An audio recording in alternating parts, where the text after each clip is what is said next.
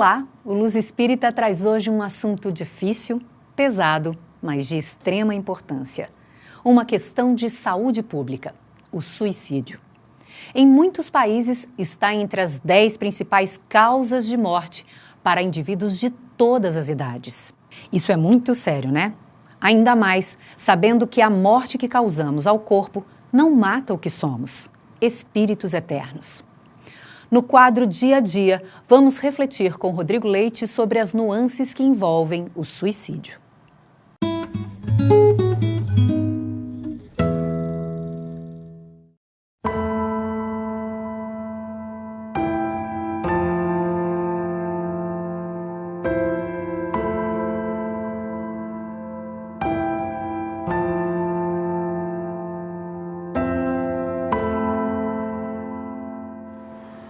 Você sabia que ninguém quer se matar? O suicida, na verdade, quer matar a sua dor. Mas quais são essas dores? Como evitar? Como ajudar? Vem comigo. O programa de hoje vai falar sobre o suicídio, um tema triste, mas que precisa ser falado. Materialismo severo, solidão, depressão, enfermidades de todo gênero, violência, maus tratos, abusos de todo tipo, pobreza extrema, negligência e abandono familiar, drogas, distúrbios mentais, desesperança. Motivos que, somados à obsessão de espíritos menos felizes, levam o homem a cometer essa triste ilusão.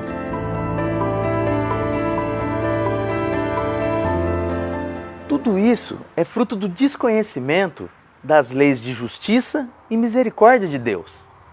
Isso mesmo, muitas vezes o entendimento equivocado da vida após a morte é fator definitivo para dar fim à própria vida. A morte do corpo físico não mata o espírito. Ele continua vivo para novos aprendizados e oportunidades.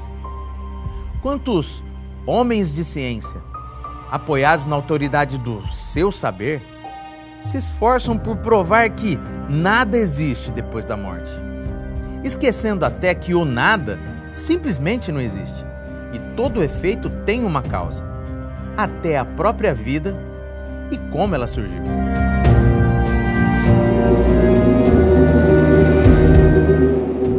E para piorar toda essa situação, ainda existem muitos mitos sobre o suicídio ou sobre a pessoa do suicida, que devemos esclarecer de uma vez por todas.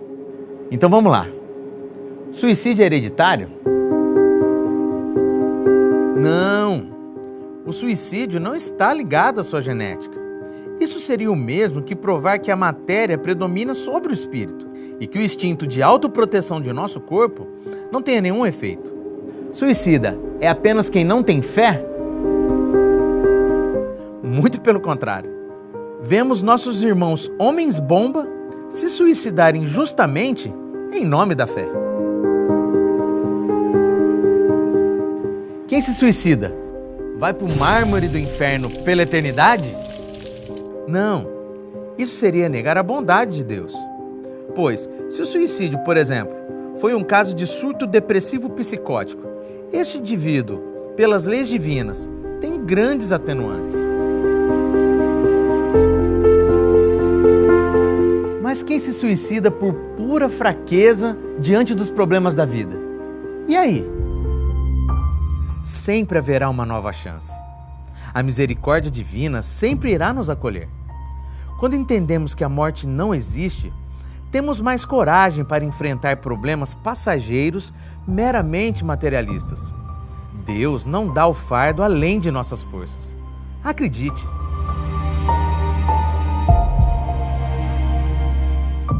Ao ter conhecimento do tripé, ciência, filosofia e religião, é possível transformar a visão que se tem sobre a vida.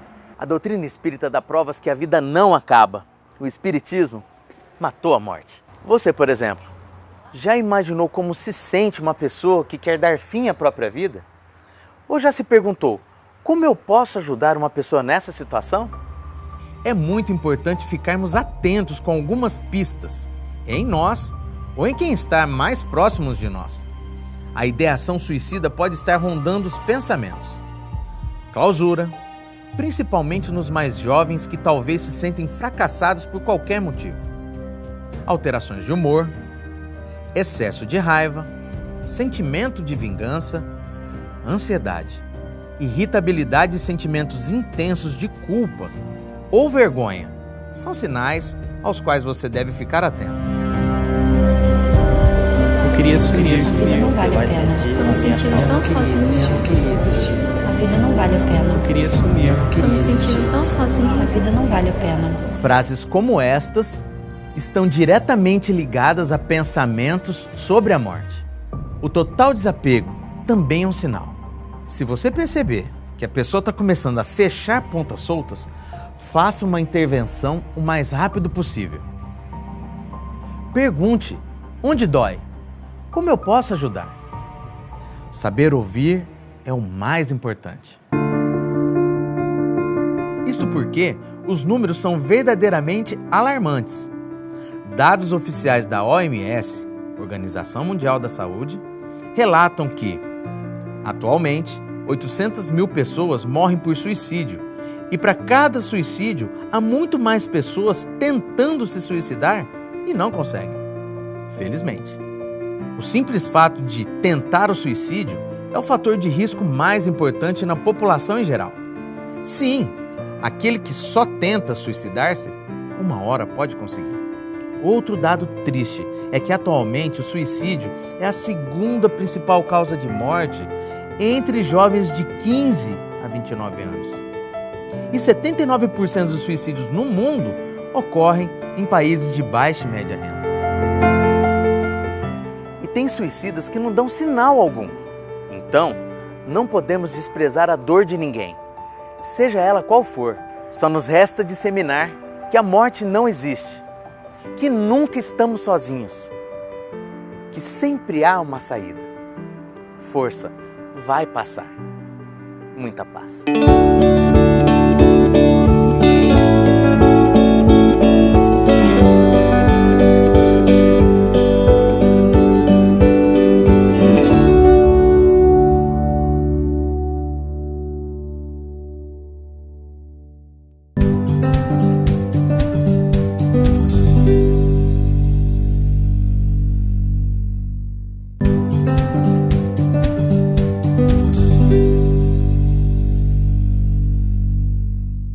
O Luz Espírita está recebendo André Trigueiro aqui no nosso estúdio.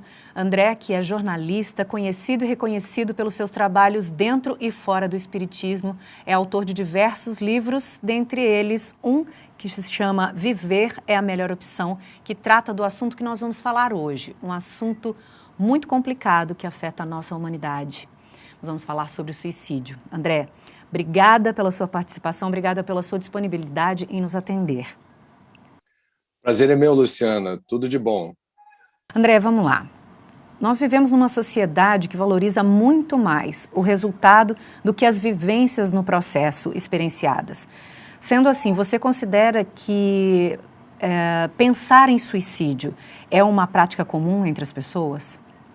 Em algum momento da sua vida a gente pensa em suicídio? Pensar em suicídio não é propriamente um problema. Os especialistas dizem que isso, aliás, é algo muito comum e frequente e não configura risco se esse pensamento deixa de inspirar, como na maioria absoluta dos casos é o que ocorre, uma maquinação, uma ideação suicida, um pensamento recorrente que vai ocupando um espaço importante na mente e pode, digamos, ir lenta e progressivamente se cristalizando. Então, pensar em suicídio é um dos pensamentos alusivos à nossa noção de finitude nesse plano. E é algo que, portanto, não tem implicações graves, repito, desde que isso não seja o ponto de partida da ideação suicida, que aí sim vai requerer atenção, acolhimento e tratamento. Você acha que as pessoas estão chegando a esse estado doentio de pensamento porque nós estamos com os nossos sentimentos não validados pelas pessoas, pela família, pela sociedade? Pode ser, mas o suicídio precisa ser entendido como um problema complexo, multifatorial. A gente jamais deveria, quando consultamos as fontes que se debruçam sobre esse tema há décadas, existe literatura sobre esse assunto, existe uma nova área da ciência que tenta desvendar as razões pelas quais uma pessoa comete suicídio. O suicídio, portanto, é um problema complexo e multifatorial. São inúmeras as causas, inúmeras as variáveis biológicas, orgânicas, culturais, emocionais, psicológicas, psíquicas, ambientais. Então, a gente está falando de algo que não é passível de uma leitura rápida, superficial e recortada. Jamais, por exemplo, uma pessoa que se realize uma tentativa de suicídio deverá ter uma única causa associada a esse gesto tão violento e dramático. Você pode ter uma causa predominante, uma causa prevalente. Por exemplo, uma desilusão amorosa fortíssima. Pode ser um fator de risco. Agora, se todas as pessoas com uma desilusão amorosa fortíssima, por isso, entendessem que o suicídio seria a resposta, teríamos um problema de gigantescas proporções, e não é assim que ocorre. Da mesma forma, a depressão. A maioria absoluta das pessoas com depressão não realiza tentativa de suicídio. Então, a gente tem que ter muito cuidado com as leituras, eu diria, reducionistas e apressadas que tenham a pretensão de explicar por que as pessoas realizam tentativas de suicídio. Cada caso vai exigir a sua abordagem muito cuidadosa e vai determinar uma rota terapêutica, uma forma de você tentar, isso é possível, é a boa notícia, diluir totalmente a ideia suicida. Todo suicida dá sinal ou existe um suicida que não dá sinal nenhum? Não, nem todos os suicidas, que eu não gosto de chamar de suicidas, eu diria nem todas as pessoas que nas suas fragilidades psíquicas ou emocionais têm a ideação suicida, demonstram que estejam determinadas a consumar esse ato. Pelo contrário, às vezes a gente vê, existem casos conhecidos assim de pessoas famosas, por exemplo, que até a véspera do suicídio estavam absolutamente de bem com a vida, sorrindo, interagindo com familiares e amigos.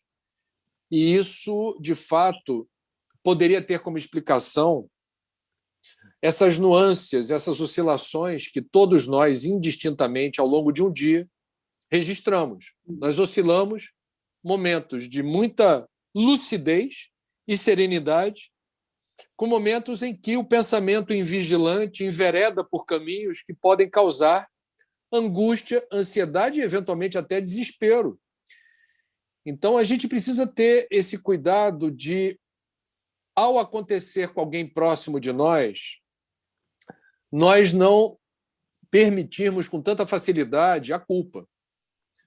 A culpa é injusta, porque nós não temos o domínio absoluto, nunca teremos, do que se passa pela cabeça de alguém que, em sofrimento, registra esse sofrimento de uma forma que nem sempre revela-se pelo que ela diz, pelo que ela escreve ou por um comportamento.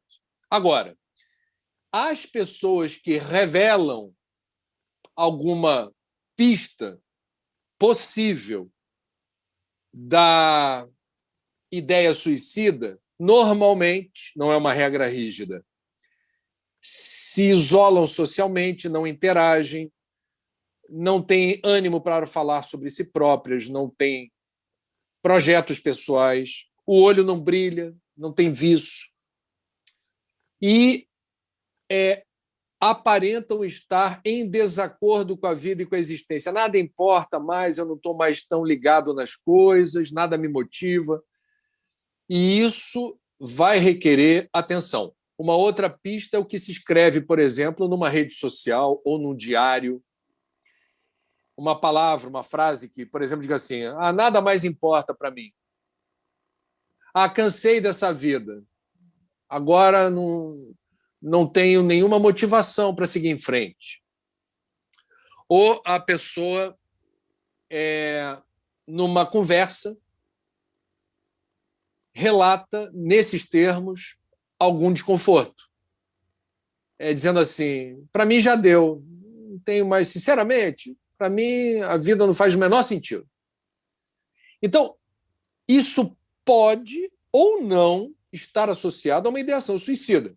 Quando surge um ensejo de palavras escritas ou formuladas oralmente nessa direção nos alcançarem, se a gente testemunha essa ocorrência, o que se recomenda é que a gente faça uma abordagem acolhedora, amorosa, não é para julgar a pessoa, não é para recriminá-la, mas é para permitir um eventual desabafo, que pode confirmar um estado de desalento tão grande que resvala na ideação suicida, e procurar ajuda. A ajuda especializada é impreterível, inadiável, psicológica ou psiquiátrica. Quem não tem dinheiro, informe-se em relação às escolas de psicologia ou psiquiatria que disponibilizam profissionais sem ônus, sem cobrar a consulta, porque o drama de uma pessoa nessa situação desesperadora é não ver luz no fim do túnel, ela não consegue perceber saídas. E eu já tive contato com muita gente que experimentou assim, realmente situações extremamente hostis e, com ajuda, conseguiram maravilhosamente sair dessa zona enevoada que, às vezes, a gente não consegue enxergar o sol que brilha debaixo da nuvem espessa e carregada. Você não está vendo, mas está lá.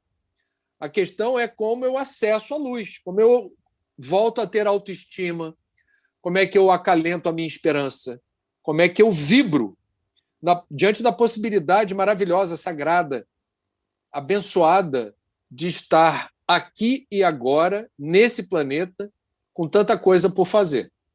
Suicídio um assunto muito velado, né, André? A gente precisa falar mais sobre ele. Acho que talvez até para conseguir ajudar, para conseguir perceber, para conseguir chegar numa pessoa e não fazer um julgamento, encaminhar. Até o espiritismo mesmo pode ajudar, né? A prevenção do suicídio não é possível apenas com profissionais de saúde encarregando-se da gigantesca tarefa que é mobilizar a sociedade em torno do assunto.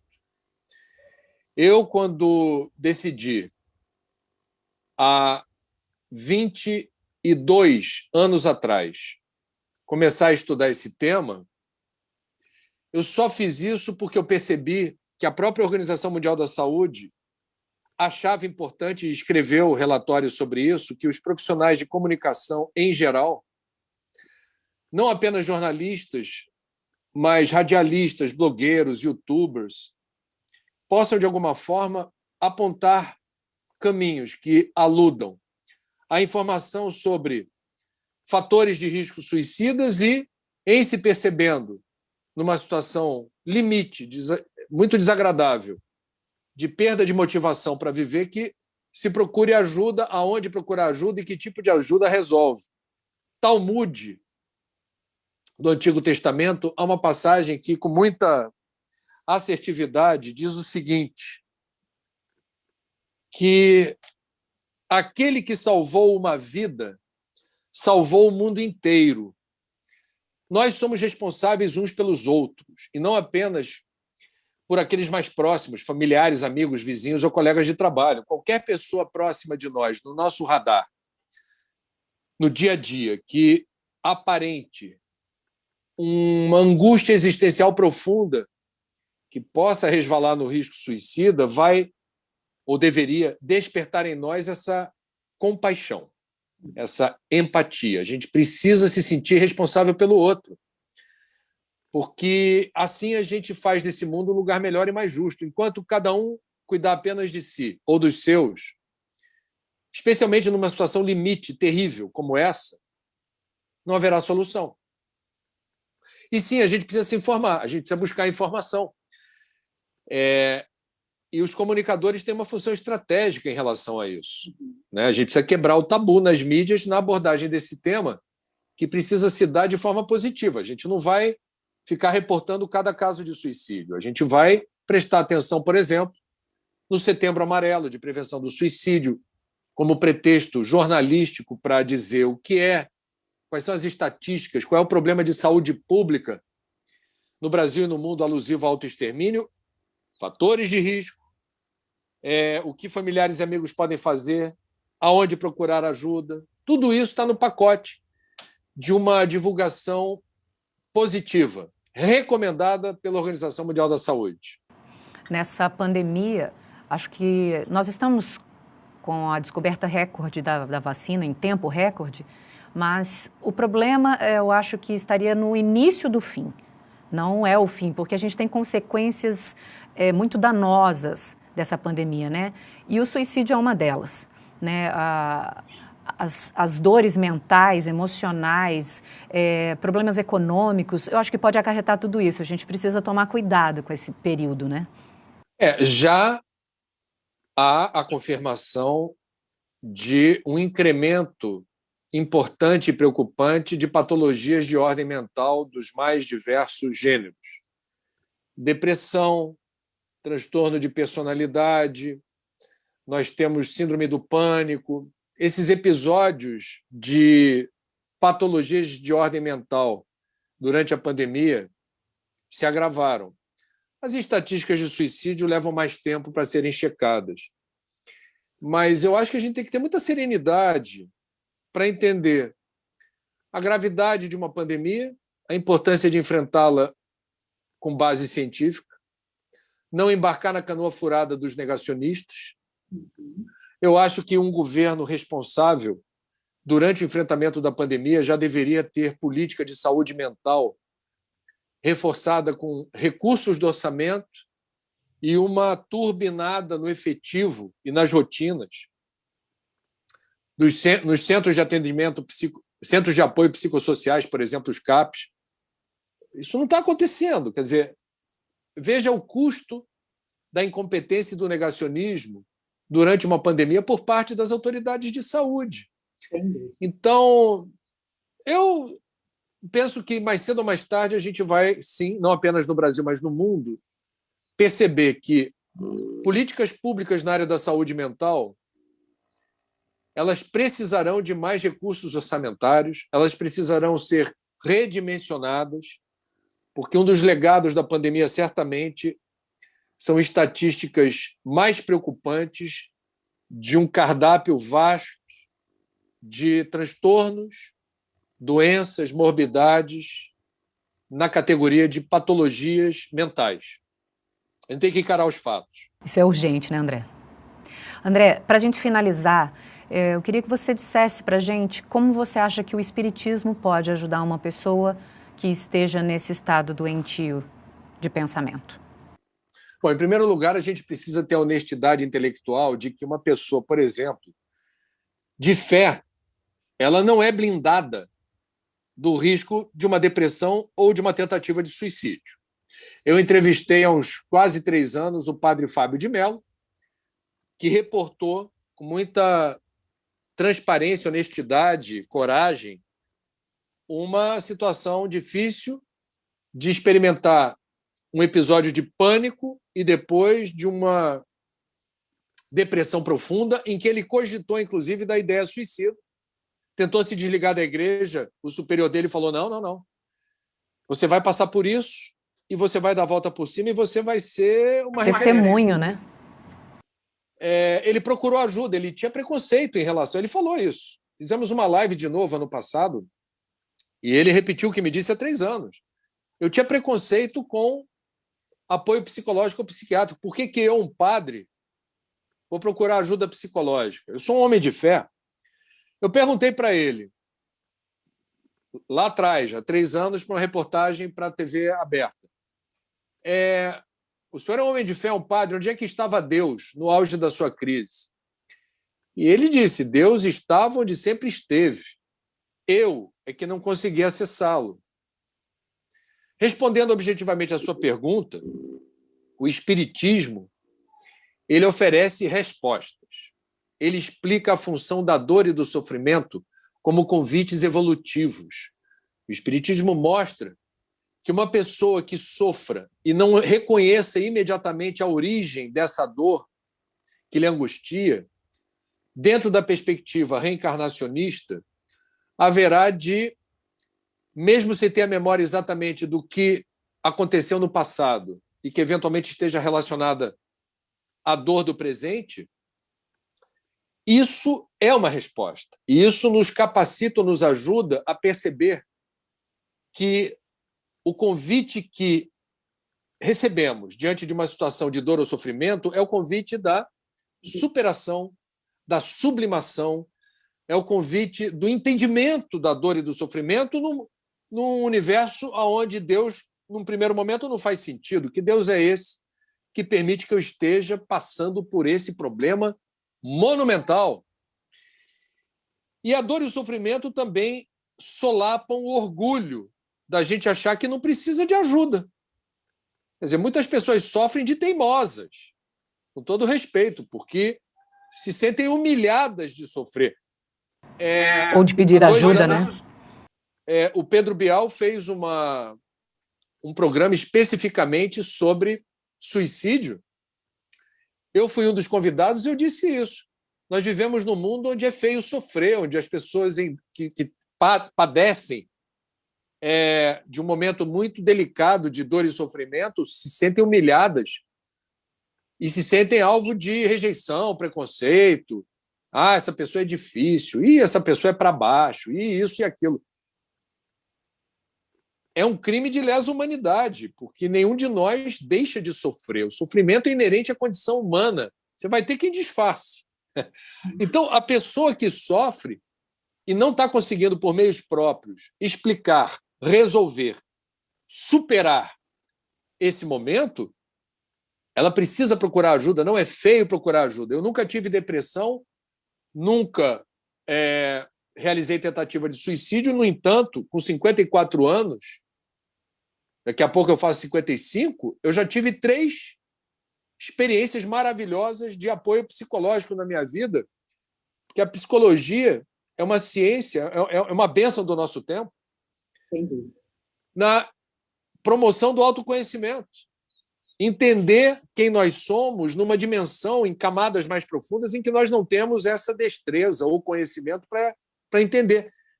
Então, muita gente que passa pela experiência, por exemplo, da depressão, sai dela mais forte, mais consciente, mais pacificado do que antes. É incrível. E a gente precisa, no Espiritismo, portanto, primeiro, reconhecer: não existe no Espiritismo, não deve haver o entendimento de que a casa espírita resolva todo e qualquer problema associado ao suicídio, porque a fé remove montanhas, nós temos a fé raciocinada, leia Kardec e blinde-se. Isso é fake news. O Espiritismo é um importante aliado, é um acessório, eu diria, de luxo, para a gente entender o que deve ser assimilado em termos de conhecimento e vivência, e, junto da doutrina dos espíritos, a ajuda especializada da ciência médica. Repito, o Espiritismo não é o único, é a própria doutrina que afirma. O Espiritismo não é o único caminho que leva a Deus. Qualquer religião, tradição religiosa ou filosofia espiritualista haverá de preencher um espaço importante para a gente se sentir melhor. Agora, achar que esse preenchimento resolve por si mesmo a agonia existencial de uma pessoa que tem ideação suicida eu diria, é lamentável. É algo que a gente não deveria propagar porque não é verdade.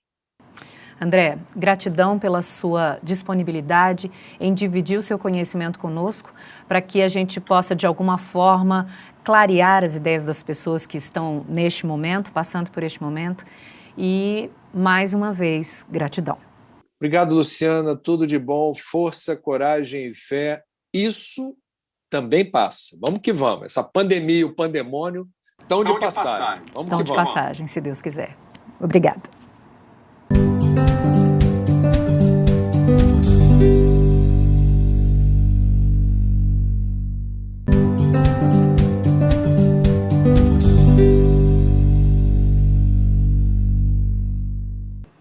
Por muitos anos, Judas foi julgado e condenado pelo seu erro.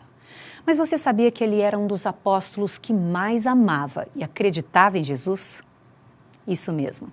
Judas tirou a vida do seu corpo por perceber que a sua estratégia revolucionária não tinha dado certo. Quantos de nós não passamos por isso? Quantas vezes algo que planejamos tomou rumos completamente diferentes daquilo que imaginávamos? Aí entra a dor que queremos matar e, por engano, matamos o nosso corpo. Você já parou para pensar nisso? O Fred e a Camila vão nos ajudar a clarear a nossa visão sobre como se sentia Judas. Olha só. Não sei se você já ouviu falar que depois que Judas se matou, quem foi acolher ele do outro lado foi Jesus. Escutei falar, mas eu não sei se é verdade. Seria top. Não duvido. Seria interessante. Não duvido. É possível, mas não sei se é verdade. Não sei se é verdade, mas não duvido pensando no histórico de Jesus. Se puxar a capivara dele...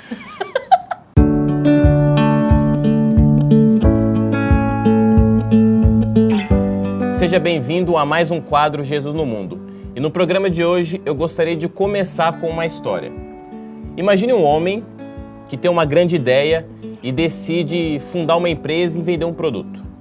Só que essa empresa tem que ser feita nos princípios que ele estabeleceu, naquilo que ele acredita, para que ela possa crescer de maneira saudável. Só que sozinho ele não consegue fazer as coisas. Então ele chama um amigo. Esse amigo vem e fica vislumbrado com o produto que o cara está entregando e vai produzir. Só que esse amigo ele tem um pouco mais de ambição. Ele quer passar mais rápido, ele quer crescer a empresa de forma mais rápida. Se preciso, ele até fere os princípios do amigo fundador. Então, o que ele faz? Ele procura uma empresa concorrente, traz a ideia do amigo fundador e faz um acordo com essa empresa concorrente. O pessoal concorrente já sabe, já tem a malícia, faz um contrato que prejudica o fundador e o amigo e recebe todo o benefício do produto e da empresa.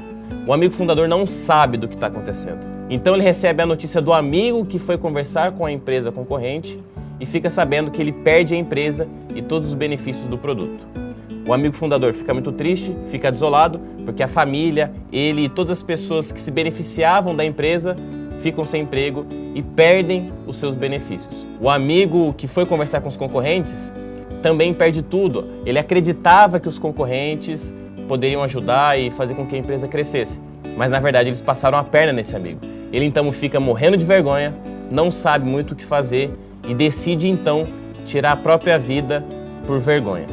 Mas eu acho que eu já ouvi essa história de algum outro jeito, em algum outro momento.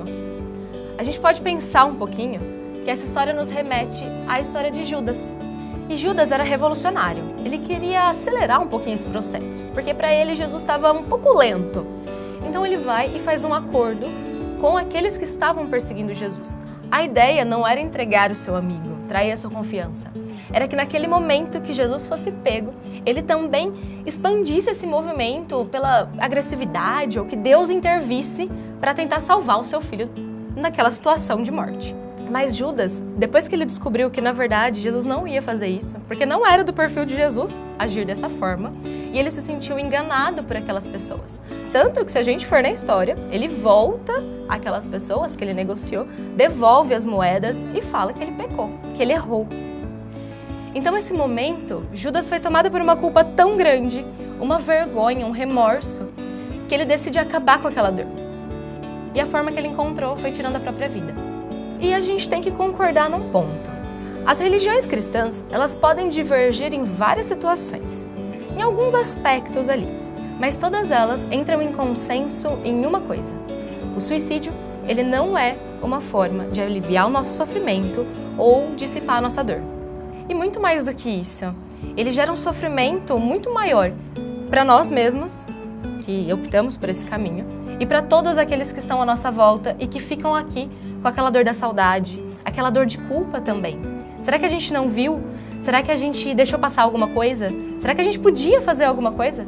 Será que Judas, se tivesse alguém do seu lado, ou tivesse contado para alguém como é que ele estava se sentindo, será que ele teria ido por um outro caminho?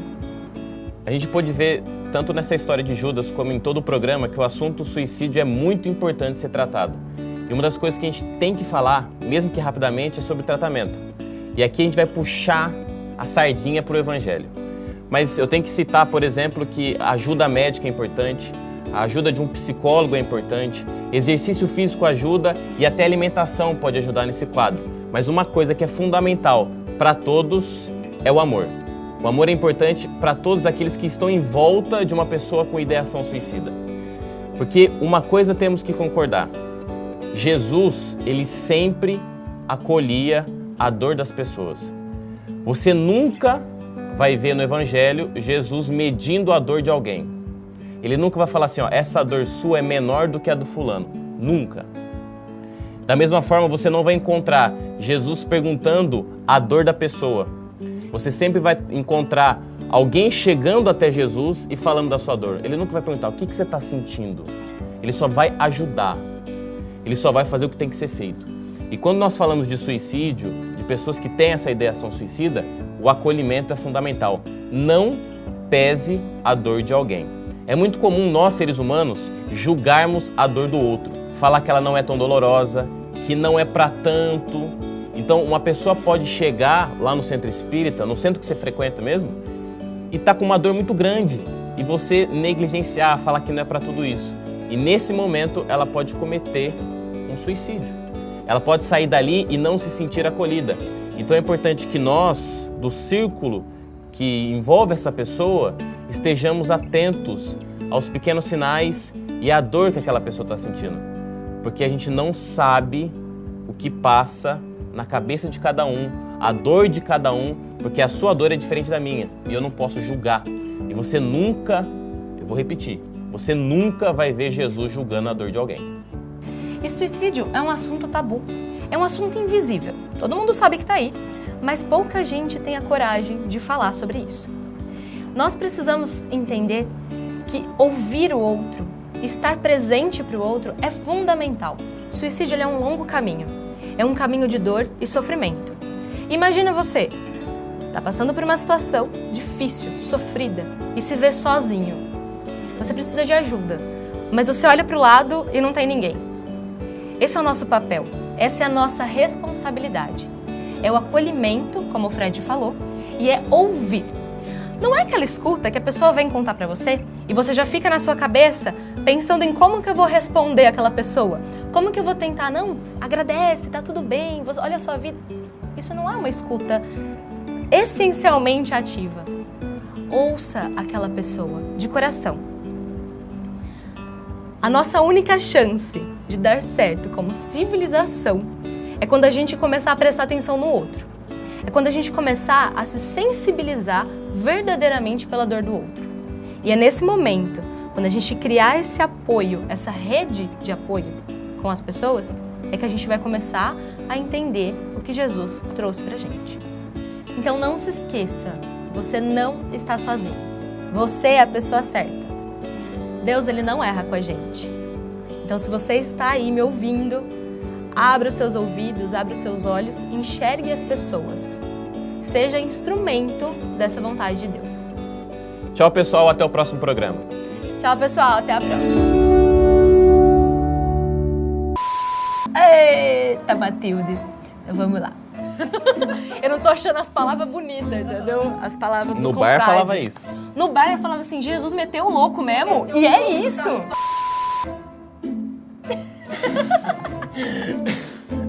Vai sair, vai. Ninguém vai me cancelar? Fala que fui eu. Segundo o Frederico... Se alguém te achar que fala Frederico, tá? Coloca no vídeo, fonte, Frederico, por favor. Hoje vimos no programa a importância de atos simples como se observar, perceber o caminho das nossas emoções, de uma boa escuta. O poder do diálogo sem julgamentos, porque quando você consegue desabafar em um ambiente de compreensão, de acolhimento, sem críticas e principalmente sem condenações e sem desvalorizar a dor, seja ela qual for, a gente se alivia. Assim, é possível ter um olhar mais atento para o seu interior e ver quais os recursos você tem para lidar com situações que não são nada fáceis. Descobrimos também que ninguém quer tirar a própria vida, mas sim acabar com a dor que machuca tanto. E que ela, A morte simplesmente não existe. Então, vamos tentar ampliar o nosso olhar diante da vida. Entender que tudo tem uma razão e, sobretudo, que não estamos sozinhos. A cura para toda dor. Acredite. E não se esquece de se inscrever nos nossos canais e acompanhar as nossas redes sociais. Lá tá cheio de conteúdo bacana que vai te ajudar a se fortalecer. O programa Luz Espírita volta na próxima semana e eu espero você. Até lá!